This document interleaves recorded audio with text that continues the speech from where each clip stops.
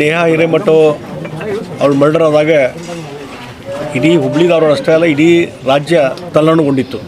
ಏನಪ್ಪ ಈ ರೀತಿ ಹಾಡಾಗಲೇ ಕಾಲೇಜ್ ಕ್ಯಾಂಪಸ್ನಲ್ಲಿ ಒಬ್ಬ ಹುಡುಗಿಯ ಮರ್ಡರ್ ಆಗ್ತದೆ ಅಂತಂದರೆ ಇವತ್ತು ಕಾನೂನು ಸುವ್ಯವಸ್ಥೆ ಇದೇನೋ ಇಲ್ಲ ಅನ್ನುವಂಥ ರೀತಿಯಲ್ಲಿ ಜನ ಚರ್ಚೆ ಮಾಡ್ತಾಯಿದ್ರು.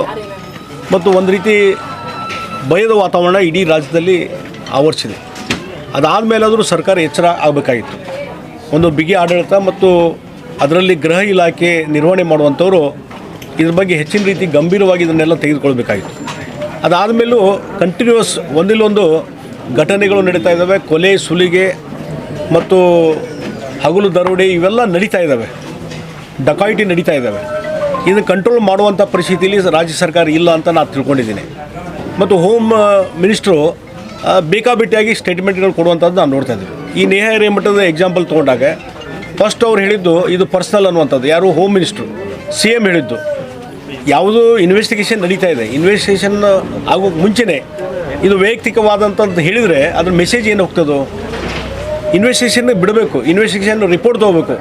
ಏನೇ ಹೇಳೋದಾದರೆ ಪೊಲೀಸ್ ಅಧಿಕಾರಿಗಳು ಹೇಳಬೇಕಾಗ್ತದೆ ಇನ್ವೆಸ್ಟಿಗೇಷನ್ ಮಾಡುವಂಥವ್ರು. ಅದೇನೂ ಮಾಡಾರ್ದು ಈ ಬೇಜವಾಬ್ದಾರಿ ಹೇಳಿಕೆ ಕೊಡುವ ಮುಖಾಂತರ ಈ ರೀತಿಯಾದ ಮರ್ಡರ್ ಆದಂಥ ಸಂದರ್ಭದಲ್ಲಿ ಅದನ್ನು ಗಂಭೀರವಾಗಿ ತೆಗೆದುಕೊಳ್ಳೇ ಇಲ್ಲ ಸರ್ಕಾರ.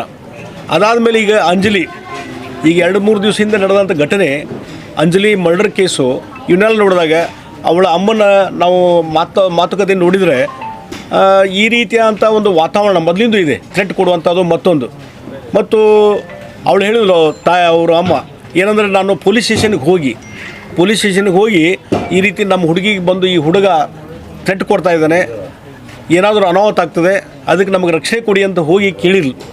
ನಿಜವಾಗಿ ಪೊಲೀಸ್ ವ್ಯವಸ್ಥೆ ಸರಿ ಇದ್ದರೆ, ಬಿಗಿ ಆಡಳಿತ ಇದ್ದರೆ ಅವ್ರೇನು ಮಾಡ್ತಾರೆ, ಇದನ್ನು ಕುಚ್ಚೇಷ್ಟೆ ಮಾಡಿ ಕಳಿಸಿಬಿಡ್ತಾರೆ. ಇಂಥ ಘಟನೆ ನಡೀತಾವ್ರಿ, ಇನ್ನೇನು ಏನೋ ಆಗೋದು ಹೋಗು ಅಂತ ಹೇಳಿ ಈ ಮೂಢನಂಬಿಕೆ ಮತ್ತೊಂದು ಅನ್ನುವಂಥ ರೀತಿಯಲ್ಲಿ ಅವರೇ ಹೇಳುವಂಥದ್ದಾದರೆ, ಈಗ ನೇಹಾ ಹಿರೇಮಠ ಆಯ್ತು ಅದಕ್ಕೆ ನಿಮ್ಮದು ಆಗ್ತದೆ ಅಂತ ತಿಳ್ಕೊಂಡ್ರು, ಇವೆಲ್ಲ ಮೂಢನಂಬಿಕೆ ಬಿಡ್ರಿ ಅಂತ ಈ ರೀತಿ ಬುದ್ಧಿವಾದ ಹೇಳಿ ಕಳಿಸುವಂಥ ವ್ಯವಸ್ಥೆ ಇದೆಯಲ್ಲ, ಇದು ಸರ್ಕಾರದ ವ್ಯವಸ್ಥೆ ಕುಸಿದು ಹೋಗಿದೆ ಅನ್ನುವಂಥದ್ದು ಅರ್ಥ ಆಗ್ತದೆ. ಮತ್ತು ಹುಬ್ಳಿ ಧಾರವಾಡದಲ್ಲಿ ಪೊಲೀಸ್ ವ್ಯವಸ್ಥೆ ಕುಸಿದು ಹೋಗಿದೆ. ಅವ್ರಿಗೆ ಯಾವುದೂ ಯಾವ ವಿಚಾರವನ್ನು ಗಂಭೀರವಾಗಿ ತೆಗೆದುಕೊಳ್ಳುವಂಥ ವ್ಯವಧಾನ ಇಲ್ಲದಂಥ ಪರಿಸ್ಥಿತಿ ಆಗಿದೆ. ಅವಳ ಅಮ್ಮ ಹೋದಾಗ, ಅಂಜಲಿ ಅಮ್ಮ ಹೋದಾಗ ಗಂಭೀರವಾಗಿ ತೆಗೆದುಕೊಂಡು ಆ ಹುಡುಗನ ಕರೆಸಿ, ಯಾರೋ ಗಿರೀಶ್ ಅಂತ ಆ ಹುಡುಗನ ಕರೆಸಿ ವಾರ್ನಿಂಗ್ ಮಾಡಿ ಒಂದು ದಿವಸ ಅಲ್ಲಿ ಪೊಲೀಸ್ ಸ್ಟೇಷನ್ಗೆ ಇಟ್ಟಿದ್ರೆ ಬಹುಶಃ ಅವನೇ ಇಲ್ಲಿ ಕಾಲಿಗೆ ಬಿದ್ದು ಕ್ಷಮಾಪಣೆ ಹೇಳಿ ಹೋಗಿದ್ದವ. ಆದರೆ ಅದನ್ನು ಮಾಡಲೇ ಇಲ್ಲ. ಆ ಹೆದರಿಕೆ ಅನ್ನುವಂಥ ವಾತಾವರಣವೂ ಇಲ್ಲ. ಹೀಗಾಗಿ ಆತ ಫ್ರೀಯಾಗಿ ಅಡ್ಡಾಡಿದ. ಮತ್ತು ಬೆಳಗ್ಗೆ 5 ಗಂಟೆಗೆ ಬಂದು ಬಗಲ ಬಡಿದು ಮರ್ಡರ್ ಮಾಡಿ ಹೋಗ್ತಾನಂತಂದರೆ ಅಂದರೆ ಪೊಲೀಸರ ಹೆದರಿಕೆನೇ ಇಲ್ಲ ಇವರಿಗೆ. ಯಾವಾಗ ಪೊಲೀಸ್ ಹೆದರಿಕೆ ಇಲ್ಲ ಅಂತಂದರೆ ಕಾನೂನು ಸುವ್ಯವಸ್ಥೆ ಹದಗೆಟ್ಟಿದೆ ಅಂತ ತಿಳ್ಕೊಬೇಕಾಗಿದೆ. ಅದಕ್ಕಾಗಿ ಒಂದು ಪೊಲೀಸ್ ವ್ಯವಸ್ಥೆ ಕುಸಿದೋದ್ರೆ ಯಾವುದೇ ನಾಗರಿಕ ಶಾಂತ ರೀತಿಯಿಂದ ಬಾಳ್ವೆ ಮಾಡಲಿಕ್ಕೆ ಸಾಧ್ಯನೇ ಇಲ್ಲ. ಕರ್ನಾಟಕ ಆ ರೀತಿ ಪರಿಸ್ಥಿತಿ. ಬೇರೆ ರಾಜ್ಯಗಳನ್ನ ನಾವು ಮೊದಲು ಕರಿತಿದ್ವಿ, ಬಿಹಾರ ರಾಜ್ಯ, ಉತ್ತರ ಪ್ರದೇಶ ಗುಂಡಾ ರಾಜ್ಯ ಅಂತ ಕರಿತಿದ್ವಿ. ಆದರೆ ಇವತ್ತು ನಿಜವಾಗಿ ಗುಂಡಾ ರಾಜ್ಯ ಆಗಿದ್ದು ಕರ್ನಾಟಕ ಅಂತ ನಾವು ಇವತ್ತು ಹೇಳಬೇಕಾಗ್ತದೆ. ಇವತ್ತು ಯೋಗಿ ಆದಿತ್ಯನಾಥ್ ಬಂದ ಮೇಲೆ ಇಡೀ ಉತ್ತರ ಪ್ರದೇಶ ಸಂಪೂರ್ಣ ಬದಲಾವಣೆ ಆಗಿದೆ. ಯಾವ ಒಬ್ಬ ಮುಖ್ಯಮಂತ್ರಿ ಲೀಡರ್ಶಿಪ್ ತೆಗೆದುಕೊಂಡಂಥವ್ರು ಯಾವ ರೀತಿ ಕೆಲಸ ಮಾಡ್ತಾರೆ, ಯಾವ ರೀತಿ ಉತ್ತಮ ಆಡಳಿತ ಕೊಡ್ತಾರೆ, ಅದರ ಮೇಲೆ ಅಲ್ಲಿ ಜನರಿಗೆ ಒಂದು ನೆಮ್ಮದಿ ಇರ್ತದೆ. ಆದರೆ ಇವತ್ತು ಕರ್ನಾಟಕದಲ್ಲಿ ಜನರ ನೆಮ್ಮದಿಯನ್ನು ಕೆಡಿಸುವಂಥ ಕೆಲಸ ಇವತ್ತು ಕಾಂಗ್ರೆಸ್ ಪಾರ್ಟಿ, ಕಾಂಗ್ರೆಸ್ ಸರ್ಕಾರ ಮತ್ತು ಮುಖ್ಯಮಂತ್ರಿ, ಉಪಮುಖ್ಯಮಂತ್ರಿಗಳು ಅವ್ರ ಬೇಜವಾಬ್ದಾರಿ ಹೇಳಿಕೆಗಳೇ ಇವತ್ತು ಆಡಳಿತ ವ್ಯವಸ್ಥೆ ಕುಸಿದಿದೆ ಅನ್ನುವಂಥದ್ದು ಇದು ಸಾಕ್ಷಿ ಅನ್ನುವಂಥ ಮಾತನ್ನು ಹೇಳ್ತೀನಿ. ಅದಕ್ಕಾಗಿ ಇವತ್ತು ನಿನ್ನೆ ಅರೆಸ್ಟ್ ಆಗಿದೆ, ಇವತ್ತು ಬೆಳಗಿನ ಅರೆಸ್ಟ್ ಆಗಿದ್ದಾನೆ ಯಾರು ಗಿರೀಶ್ ಅನ್ನುವಂಥ ವ್ಯಕ್ತಿ ಆಗಿದ್ದಾನೆ. ಆದರೆ ಇದನ್ನು ಒಂದು ಹಂತಕ್ಕೆ ತೆಗೆದುಕೊಂಡು ಹೋಗಿ ಅವ್ರಿಗೆ ನ್ಯಾಯ ಒದಗಿಸುವಂಥ ಕೆಲಸ ಮಾಡಬೇಕು. ಅದು ಬಿಟ್ಟು ಏನೋ ಅರೆಸ್ಟ್ ಮಾಡಿದ್ದೇವೆ ಅಂತ ಸುಮ್ಮ ಕುಂತರೆ ಇದು ಯಾವುದೂ ಆಗೋದಿಲ್ಲ. ಸರಿಯಾಗಿ ಸಾಕ್ಷಿ ಪೂರ್ವವನ್ನು ಇದು ಮಾಡಿಕೊಂಡು ಇವತ್ತು ಸರಿಯಾದಂಥ ಶಿಕ್ಷೆ, ಕಾನೂನು ವ್ಯವಸ್ಥೆ ಆಗುವಂಥದ್ದು ಮಾಡಿದ್ರೆ ಮಾತ್ರ ಆ ಒಂದು ಅಂಜಲಿಯ ಆತ್ಮಕ್ಕೆ ನೆಮ್ಮದಿ ಅಥವಾ ಆತ್ಮಕ್ಕೆ ಒಂದು ನೆಮ್ಮದಿ ಸಿಗಲಿಕ್ಕೆ ಸಾಧ್ಯ ಇದೆ. ಇಲ್ಲದಿದ್ದರೆ ಇದೇ ರೀತಿ ನಡ್ಕೊಂತ ಹೋಗ್ತದೆ. ಮತ್ತು ಸರ್ಕಾರ ಅನ್ನುವಂಥದ್ದು ಇದ್ರ ಬಗ್ಗೆ ಇವತ್ತು ನಾನು ಹೇಳಿಕೆ ಕೊಟ್ಟರೆ ಅದಕ್ಕೆ ಪರಮೇಶ್ವರ್ ಏನೋ ಒಂದು ಗೇಲಿ ಮಾಡೋದು. ನಾ ಹೇಳಿದ್ದೀನಿ, ಇವತ್ತು ನೀವು ಹೋಮ್ ಮಿನಿಸ್ಟರ್ ಅದೀರಿ ಪರಮೇಶ್ವರ. ಈಗ ನಿನ್ನೆ ನಾವೊಂದು ಹೇಳಿಕೆ ಕೊಟ್ಟಿದ್ದಕ್ಕೆ ಅವರು ಸ್ಟೇಟ್ಮೆಂಟ್ ಕೊಟ್ಟಿದ್ದ ಸಂಗನೂರು ಹೇಳಿದ್ರು. ಈಗ ಏನಂದರೆ ಜಗದೀಶ್ ಶೆಟ್ಟರ್ ಮುಖ್ಯಮಂತ್ರಿ ಇದ್ದಾಗ ಎಷ್ಟು ಕೊಲೆ ಆಗ್ಯೋದು ಕೇಳೇನೋ ಅಂತಂತಾರೆ. ಅಂದರೆ ಹಿಂದೆ ಆ ಸರ್ಕಾರ ಇದ್ದಾಗ ಇಷ್ಟು ಕೊಲೆ, ಈ ಸರ್ಕಾರ ನಮ್ಮ ಸರ್ಕಾರ ಇದ್ದಾಗ ಇಷ್ಟು ಕೊಲೆ ಆಗೋದು ಕಾಮನ್ ಅಂತ ಹೇಳಿದಾಗ ಆತಲ್ಲ. ನೀವು ಆಯ್ತಪ್ಪ ಹಿಂದೆ ಸರ್ಕಾರ ಯಾವಾಗ ಕೊಲೆ ಅದು ಬಿಟ್ಟಿದ್ದು ಅದನ್ನು ಬಿಡ್ರಿ, ಅದು ಅಂಕೆ ಸಂಖ್ಯೆ ತೊಗೊಂಡು ಇವತ್ತು ನಿಮ್ಮ ಸರ್ಕಾರ ನಡೆಸುವಾಗ ಒಂದು ಕೊಲೆ ಆಗಿಲ್ಲ ಅಂದರೆ ನಿಮ್ಗೆ ಶಬಾಷ್ಗಿರಿ ಕೊಡ್ತೀನಿ ನಾನು. ಆ ರೀತಿ ಅಡ್ಮಿನಿಸ್ಟ್ರೇಷನ್ ಮಾಡ್ಬೇಕು ನೀವು. ಅದನ್ನು ಮಾಡಲಾರ್ದೇ ಇವತ್ತು ಪ್ರತಿಪಕ್ಷದವ್ರು ಏನು ಟೀಕೆ ಮಾಡ್ತಾರೆ ಅದಕ್ಕೆ ಭಾಳ ಒಂದು ಗಂಭೀರತೆ ಇಲ್ಲದೆ ಟೀಕೆ ಮಾಡುವಂಥ ವ್ಯವಸ್ಥೆ ಇದೆಯಲ್ಲ, ಹೀಗಾಗಿ ಇದು ಹೋಮ್ ಮಿನಿಸ್ಟ್ರು ಮತ್ತು ಮುಖ್ಯಮಂತ್ರಿಗಳು ಫೇಲ್ಯೂರ್ ಅಂತ ಅನಿಸ್ತದೆ ನನಗೆ. ಅದಕ್ಕೆ ಇನ್ನು ಇದೇ ರೀತಿ ಮುಂದುವರೆದರೆ ಭಾಳಷ್ಟು ಇನ್ನೂ ಅನಾಹುತಗಳು ಆಗ್ತವೆ. ಇತ್ತೀಚೆಗೆ ಗುಲ್ಬರ್ಗದಲ್ಲಿ ಆದಂಥ ಘಟನೆ ನೀವು ನೋಡಿದ್ರಿ, ಒಬ್ಬ ಯುವಕನನ್ನು ಬೆತ್ತಲೆ ಮಾಡಿ ಅವರಿಗೆ ವಿದ್ಯುತ್ ಶಾಕ್ ಕೊಡುವಂಥ ಏನಿದೆಲ್ಲ ವಿಡಿಯೋದಲ್ಲಿ ಭಾಳ ಜನ ನೋಡಿರ್ಬೋದು. ಆ ಧೈರ್ಯ ಯಾಕೆ ಬರ್ತದೆ? ಇವತ್ತು ನೇಹಾ ಹಿರೇಮಠನ ಮರ್ಡರ್ ಮಾಡಿದ್ರಲ್ಲ, ಆ ಧೈರ್ಯ ಆ ಹುಡುಗ ಯಾಕೆ ಬರ್ತದೆ? ಇವತ್ತು ಇಲ್ಲಿ ಮುಂಜಾನೆ 5 ಗಂಟೆಗೆ ಬಂದು ಬಾಗಲ ಬಡದು ಮರ್ಡರ್ ಮಾಡಿ ಹೋಗ್ಕಂದ್ರೆ ಆ ಧೈರ್ಯ ಯಾಕೆ ಬರ್ತದೆ? ಲಾ ಆ್ಯಂಡ್ ಆರ್ಡರ್ ಇಲ್ಲದಂಥ ಪರಿಸ್ಥಿತಿ ಇದ್ದಾಗ ಇದೆಲ್ಲ ಧೈರ್ಯ ಬರ್ತದೆ, ಕೊಲ್ಯಾಪ್ಸ್ ಆದಾಗ ಇದೆಲ್ಲ ಧೈರ್ಯ ಬರ್ತದೆ. ಅದಕ್ಕಾಗಿ ಕರ್ನಾಟಕದಲ್ಲಿ complete law and order collapse ಆಗಿದೆ, ಸರ್ಕಾರ ಫೇಲ್ಯೂರ್ ಆಗಿದೆ.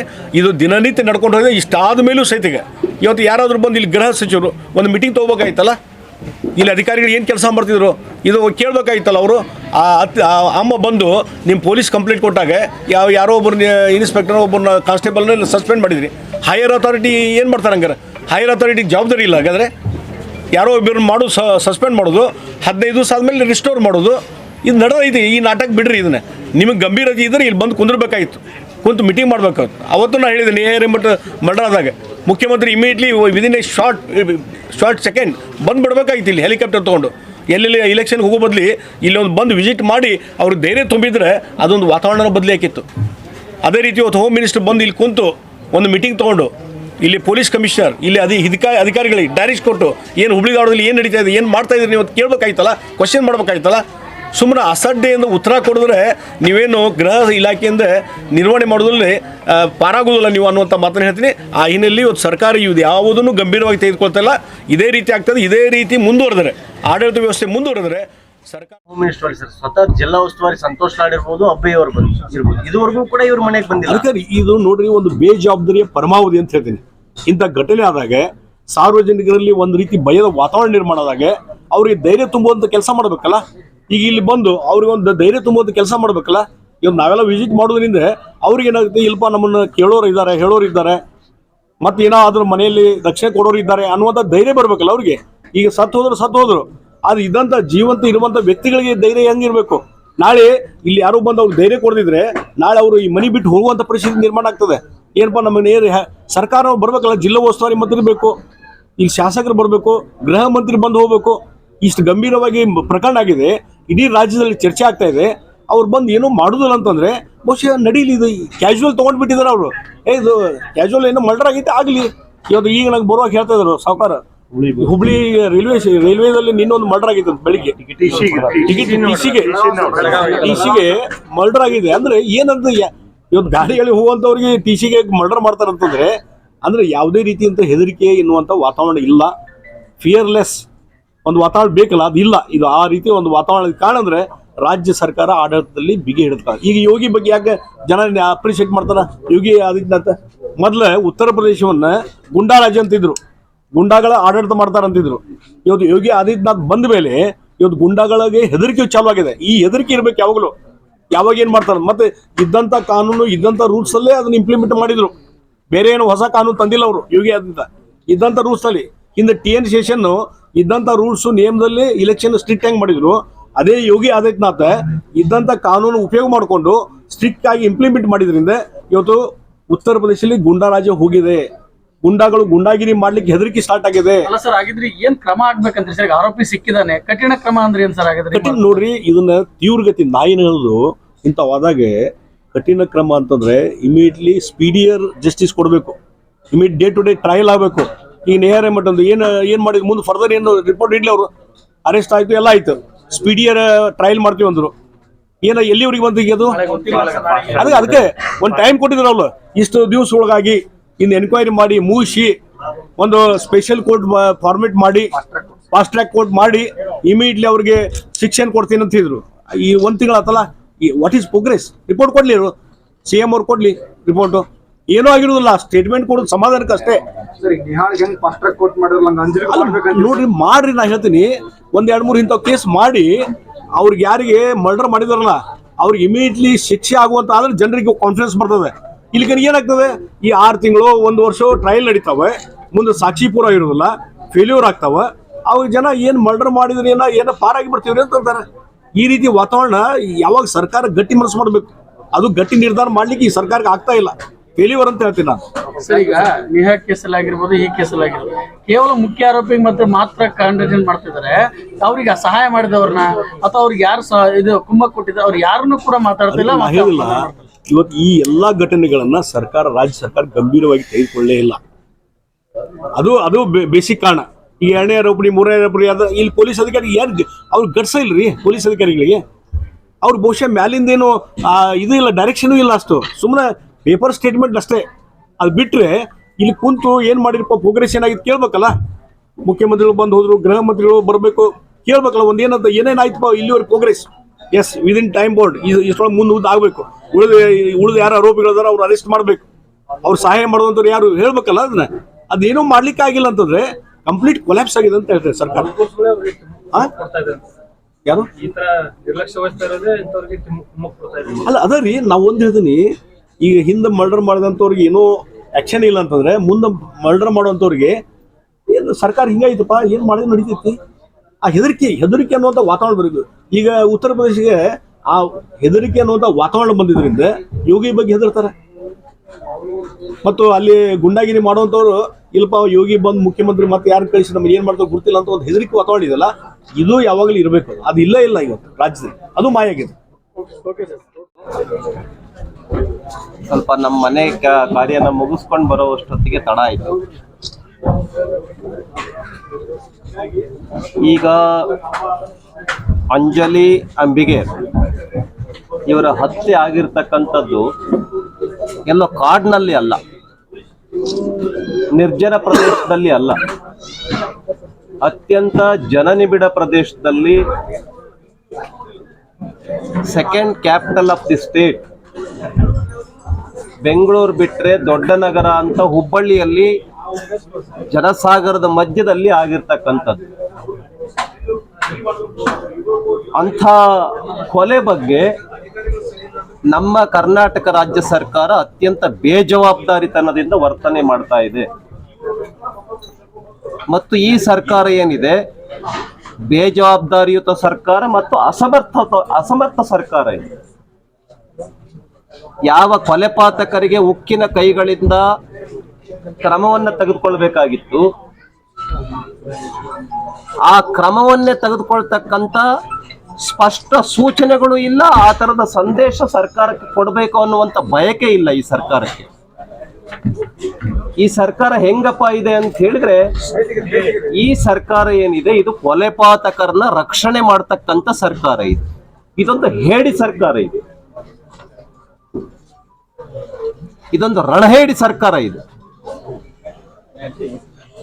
ಮತ್ತು ನೇಹಾ ಹಿರೇಮಠ ಅವರ ಹತ್ಯೆ ನಡೆದು ಬಿಟ್ಟು 1 ವರ್ಷ ಆಗಿಲ್ಲ, ತಿಂಗಳು ಕೂಡ ಆಗಿಲ್ಲ. ಹೆಣ್ಮಕ್ಳು ಗಂಡ್ಮಕ್ಳು ಕಣ್ಣೀರಿನೂ ಹಾರಿಲ್ಲ. ಮತ್ತೆ ಅದೇ ತರ ಒಬ್ಬ ಸೋದರಿಯ ಹತ್ಯೆ ಆಗತ್ತೆ ಅಂತಂದ್ರೆ ಈ ಸರ್ಕಾರ ಸತ್ತಿದೆಯೋ ಬದುಕಿದೆಯೋ ಅನ್ನೋದನ್ನ ನಾನು ಪ್ರಶ್ನೆ ಮಾಡ್ತೇನೆ. ನಾನು ಅದಕ್ಕೆ ಅಂಜಲಿ ಅಂಬಿಗೇರ್ ಮತ್ತು ನೇಹಾ ಹಿರೇಮಠ್ ಈ ಒಂದು ಯುವತಿಯರ ಹತ್ಯೆ ಏನಾಗಿದೆ ಇದಕ್ಕೆ ನೇರವಾಗಿ ಈ ಸರ್ಕಾರ ಹೊಣೆ, ನೇರವಾಗಿ ಈ ಭಾಗದಲ್ಲಿ ಬರ್ತಕ್ಕಂಥ ಪೊಲೀಸ್ ಠಾಣೆಗಳು ಹೊಣೆ, ಪೊಲೀಸ್ ಡಿಪಾರ್ಟ್ಮೆಂಟ್ ಹೊಣೆ. ಪೊಲೀಸ್ ಡಿಪಾರ್ಟ್ಮೆಂಟ್ ಮುಚ್ಚಿಬಿಡಿ ಈ ಸರ್ಕಾರ. ನೀವು FIR ಮಾಡಲ್ಲ ಅಂತಂದ್ರೆ ಇವರು ನಮ್ಮ ಅಜ್ಜಿ ಹೋಗ್ಬಿಟ್ಟು ಕಂಪ್ಲೇಂಟ್ ಕೊಡಕ್ ಹೋದ್ರೆ ಏನೋ ಸಮಜಾಯಿಷಿ ಮಾಡಿಬಿಟ್ಟು ನೀವು ವಾಪಸ್ ಕಳಿಸ್ತೀರಾ ಅಂತ ಹೇಳಿದ್ರೆ, FIR ಮಾಡಲ್ಲ, ದೂರು ದಾಖಲು ಮಾಡಲ್ಲ ಅಂತ ಹೇಳಿದ್ರೆ ಪೊಲೀಸ್ ಸ್ಟೇಷನ್ ಯಾಕಿರ್ಬೇಕು? ಮುಚ್ಚಿಬಿಡಿ, ನಮ್ಮನ್ನ ನಾವು ರಕ್ಷಣೆ ಮಾಡ್ಕೊಂತೀವಿ. ಸರ್ಕಾರ ಯಾಕೆ ಬೇಕಂಗಾದ್ರೆ? ಮತ್ತು ಎಲೆಕ್ಟೆಡ್ ಗವರ್ನಮೆಂಟ್, ಗೃಹ ಇಲಾಖೆ ಇದೆ, ಮಂತ್ರಿ ಇದ್ದಾರೆ, ಪೊಲೀಸ್ ಕಮಿಷನರ್ ಇದ್ದಾರೆ, 100 ಜನ 1000 ಜನ ಪೊಲೀಸ್ ಇಲಾಖೆ ಸಂಬಳ ತಗೊಳ್ತಾರೆ. ಏನ್ ಡ್ಯೂಟಿ ಹಂಗಾದ್ರೆ ಅವ್ರದ್ದು? ಬೆಳಗಿನ ಜಾವ ಬಾಗಿಲು ತೆಗೆದು ಬಿಟ್ಟು ಮಾತಾಡಿ ಚಾಕುನಿಂದ ಹಿರಿದು ಕೊಲೆ ಮಾಡಿ ರಾಜಾರೋಷವಾಗಿ ತಪ್ಪಿಸ್ಕೊಂಡು ಹೋಗ್ತಾರೆ ಅಂತ ಅಂದ್ರೆ ಎಲ್ಲಿದೆ ನಿಮ್ಮ ಪೊಲೀಸ್ ಇಲಾಖೆ? ಏನ್ ಮಾಡ್ತಿದ್ದಾರೆ ನಮ್ಮ ಗೃಹ ಮಂತ್ರಿಗಳು? ಏನ್ ಮಾಡ್ತಿದ್ದಾರೆ ಮುಖ್ಯಮಂತ್ರಿಗಳು? ಈ ಸರ್ಕಾರ ನಿದ್ರೆಯಲ್ಲಿದೆ, ಗಾಢ ನಿದ್ರೆಯಲ್ಲಿದೆ ಈ ಸರ್ಕಾರ. ಹಾಗಾಗಿ ಈ ರಾಜ್ಯದಲ್ಲಿ ಅತ್ಯಾಚಾರಗಳು ನಡೆಯುತ್ತೆ, ಕೊಲೆಗಳು ನಡೆಯುತ್ತೆ, ಸುಲಿಗೆಗಳು ನಡೆಯುತ್ತೆ. ಇದೊಂದು ಗೂಂಡಾ ರಾಜ್ ಕರ್ನಾಟಕ ರಾಜ್ಯ. Karnataka is A crime state. ಇದೊಂದು ಕೊಲೆಪಾತಕರ ರಾಜ್ಯ ಆಗೋಗ್ಬಿಟ್ಟಿದೆ. ಮುಖ್ಯಮಂತ್ರಿಗಳು ಸುಮ್ನೆ ಏನೇನೋ ಹಾರಿಕೆ ಉತ್ತರಗಳನ್ನು ಕೊಡೋದ್ರಲ್ಲಿ ಏನೇನೋ ಅರ್ಥ ಇಲ್ಲ. ಮೊದಲು ಈ ಪ್ರಶ್ನೆಗಳಿಗೆ ಉತ್ತರವನ್ನು ಕೊಡಬೇಕು ಮುಖ್ಯಮಂತ್ರಿಗಳು, ಗೃಹ ಮಂತ್ರಿಗಳು. ಇಲ್ಲಾಂದ್ರೆ ರಾಜೀನಾಮೆ ಕೊಟ್ಟು ಹೋಗ್ಲಿ.